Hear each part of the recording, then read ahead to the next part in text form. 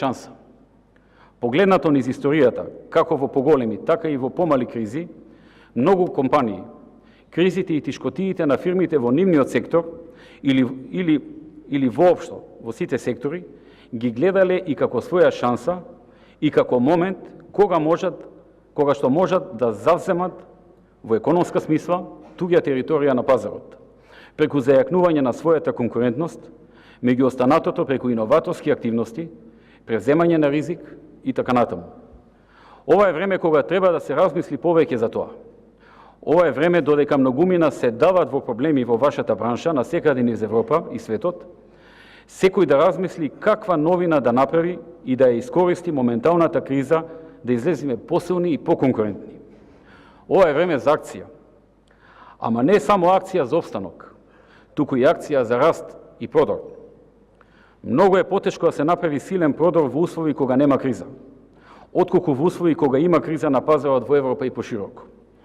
Тој продор е посилен и потоа обстојува на подолг рок, отколку кога расте пазарот, па растат и вашите сделки. Да, ама кога ќе почне да паѓа пазарот, ќе почне да паѓаат вашите сделки. Затоа јас говорам за продор сега, продор базиран на зголемување на конкурентноста на сопствениот производ, подобрување на квалитетот, намалување на трошоците, привлекување на што подобар човечки ресурс, иновативни идеи, создавање нов понапреден производ со кој ќе стекнете предност на пазарот на подолг рок. Знам дека многумина од вас тоа го правите, но сепак ќе кажам. Ако не ви оди со некој производ или со фирмата, размислете, сменете нешто, реорганизирајте, поставете подобар менеджмент, донесете нови креативни луѓе во тимот. Смислете нов производ, редизајнирајте го постоечкиот, направете нешто ново во вашиот маркетинг и така натаму. Да делуваме, да бидеме иновативни, креативни, агресивни на пазарот, низ Европа и низ светот. Домашниот пазар е многу мал, регионалниот е сиромашен. Ние треба да бараме што повеќе партнери во Европа, но и надвор од неа. Мора да излеземе подалеку од бившата СФРЈ, подалеку од Словенија. Мора така да размислуваме. Германската канцеларка Ангела Меркел многу јасно им посочи на компаниите. На Европа и треба да биде конкурентна. И ние исто така мораме да бидеме конкурентни, ако сакаме да останеме економски партнер на САД. Ова мора да биде направено на база на мок на конкурентност. Луѓето кои се лидери во вашиот сектор, на светско ниво, почнале со многу малку капитал, некој од нив и со $200 или слично. Секој може да успее, но мора да се работи и да се обидува, постојани обиди, да се влегува во колку што е можно по пресметан ризик, но да се влегува во ризик. Понекогаш да не се успева, но да се продолжува со обидите. Најбогатиот човек на светот Карлос Слим, при донешната посета, ми го раскажуваше неговиот животен пат. Започнал со $200 од татко му. Денес е најбогатиот човек на светот. Се што постигнал со својот ум, креативност, самодоверба, предприемачки и иноваторски дух. Секогаш чекор пред другите во идеите, во секторите во кои работи. Најбогатиот човек во Европа, собственикот на Зара и повеќе други брендови, започнал како продавач во продавница за текстил, а потоа дома со жена му во дневната соба почнале да кројат и шијат за својот прв собствен бутик, изнемен под кирија. Ова не го говорам само за вас присутните, туку за секој граѓани во Македонија, за сите оние кои што не веруваат во себе. А секој човек има потенцијал во себе, но не секој правилно и целосно го искористува. Голем број од луѓето во Македонија немаат доволно самодоверба, не веруваат во своите можности, во своите потенцијали, капацитети и не се обидуваат. Постојано бараат вина кај некого. Некогаш кај банкарите, некогаш кај државата или партиите, некогаш кај конкуренцијата, некогаш во нешто друго. И премногу се оптеретуваат со тоа. Иако, за сите слабости треба гласно да се зборува, но да не се застане на тоа, бидејќи и во сите проблеми, ако се биде поенергичен и поамбициозен, има шанси за успех. Ова мора да се промени. Ние мораме да работиме многу повеќе и постојано да се бориме и да се обидуваме. Неодамна бев во Турција, земја со сериозен економски подем. Она што го забележав е дека секој човек, а особено секој млад човек, така е воспитан, што постојано размислува како да работи и заработи, како да научи нешто од тоа и од тоа да направи бизнис. Например, еден едноставен пример, младо момче се вработува во сваткара со цел неколку години да научи како се прават сватки, малку да заработи и тој по некое време самиот отвори сваткара како свој бизнис.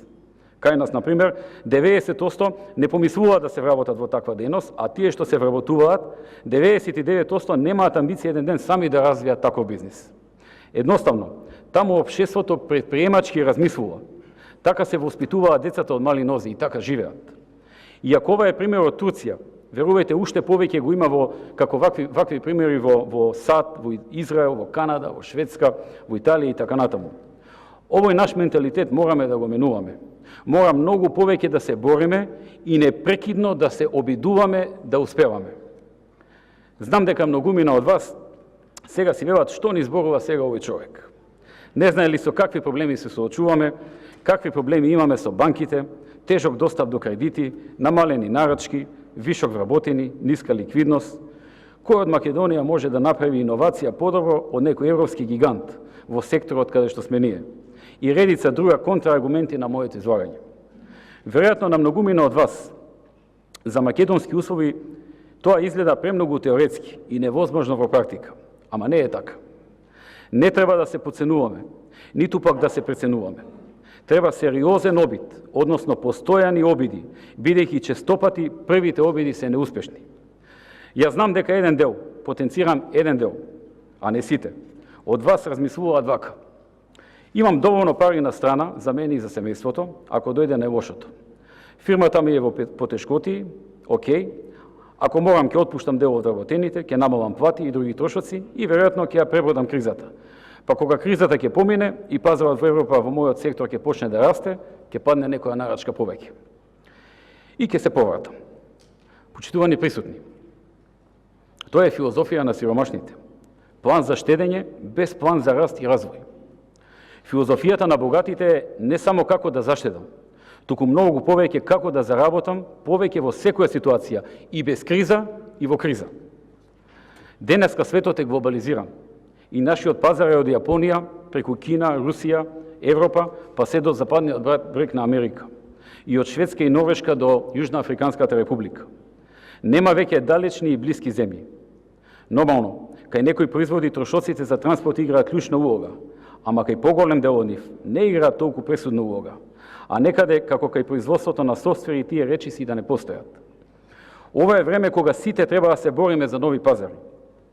Ако чекаме купувачите или инвеститорите да дојдат кај нас, тие или нема да дојдат, или ако дојдат, тоа нема да биде по добри услови. Како што ние во владата тргнавме од земја во земја, од град во град, од фирма до фирма, во ова тешко време, кога има помали можности за нови инвестиции, така треба и секој бизнисмен. Не чекајте, барајте извозни пазари, но преходно смислете што ќе биде вашата додадена вредност за вашата фирма и за вашиот производ кој ќе го понудите. Ние, например, во владата најпрви создадовме економски конкурентна предност, земја со најниски трошоци за правење бизнис во Европа, најниски даноци, една од најповолните клими за водење бизнис. Ја намаливме корупцијата и тоа го констатираа меѓународните институции кои имаат кредибилитет да го следат тоа. Помогнавме да има поголем број на високо образовани луѓе преку отворање на нови универзитети, факултети, дисперзирани студии, поевтинето студирање, 99% од средношколците почнуваат да студираат, слободна трговија со цела Европа, технолошки индустријски развојни зони со најповолни услови во Европа, па дури тогаш, откако направивме конкурентен пакет на понуда, тргнавме со овие и многу други предности кои денес ги спомнав, да ги представуваме ни светот. Да ја представиме Македонија како одлична локација за отворање или префрлање на нивните постоечки фабрики. Сето ова е со цел да бараме и привлечеме инвеститори кои ќе отворат нови работни места во Македонија и ќе ја зголемат економијата и извозот, ќе донесат нови технологија, знаење и така натаму. Така треба и вие, почитувани. Треба да осмислите новини во вашата фирма, во вашиот производ и да одите да се борите да го продадете вашиот производ. Секако јас знам дека вие го правите тоа, но секогаш може и повеќе, и поподготвено, и поконкурентно. Јас ова го говорам затоа што знам дека можете. Затоа што веќе имаме многу успешни примери.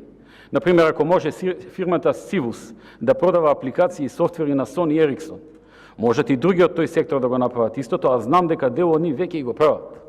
Ако може фирмата Хайтек да продава електронски плочи за Siemens и Boeing, или Микросам од Прилеп да прави и продава машини за воената и цивилната авионска индустрија низ цел свет, Алкалоид да продава македонски чајови низ најголемите ланци на супермаркети во Америка, или Руен од Кочани да има продажба на делови за автомобилскиот гигант од Франција, Валео, Aimsoft да прави софтвер за Johnson Controls, FX3X да прави филмски анимации за холивудската и оскаровска филмска индустрија, Mac Progress кои имаат извоз на кондиторски производи во над 40 држави, Сипо од Охрид да произведува автомобилски појаси за Volvo, Витаминка да е присутна во толку многу земји, како и редица на други присутни денеска овде, тогаш можат и многу други кои сега не го прават тоа да почнат да го прават или да го зајакнат ако досега го правеле. Кога станува збор за финансирањето, не заборавајте дека прво, Македонија не е единствената држава која има банки и не мора по секоја цена ваш проект, ако е добар, да е финансиран исклучиво од банка во Македонија.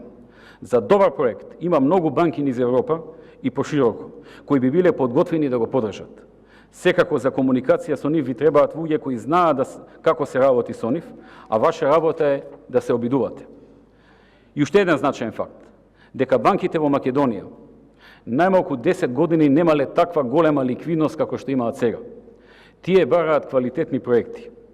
Знам дека некои од нив имаат ограничување од банките мајки, но повеќето немаат.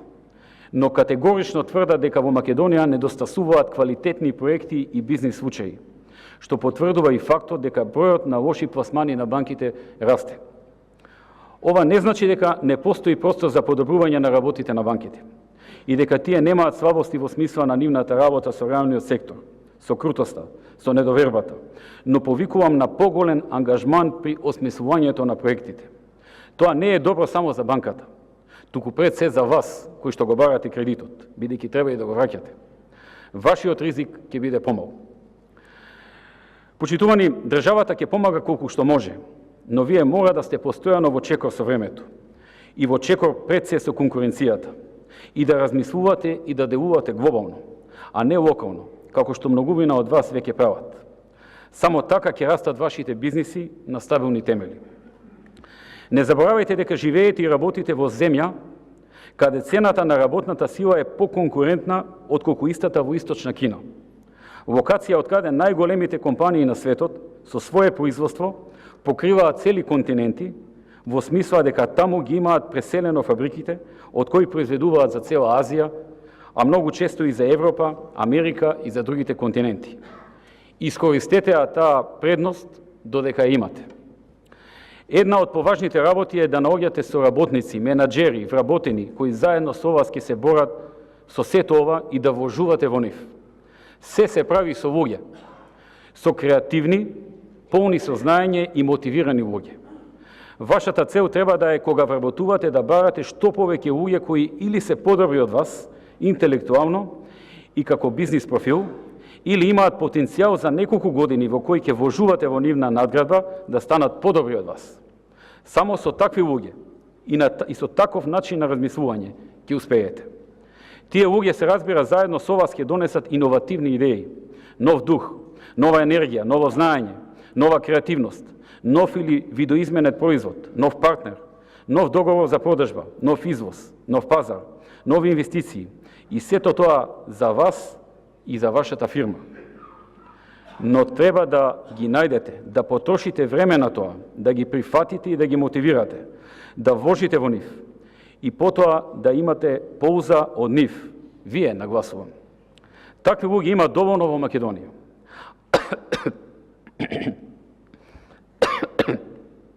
А ако за некој сегмент нема доволно, тогаш донесете од надвор. Важно е да успеете. Од наша гледна точка, како влада и представници на државата, таквиот пристап ќе донесе нови работни места и поконкурентна економија. Вашиот успех ќе биде успех и на државата, и на сите граѓани. Но вие мора многу повеќе да верувате во себе, постојано да се надоградувате и да се обидувате. Иновацијата секаде во светот е посебна алатка на предприемачите.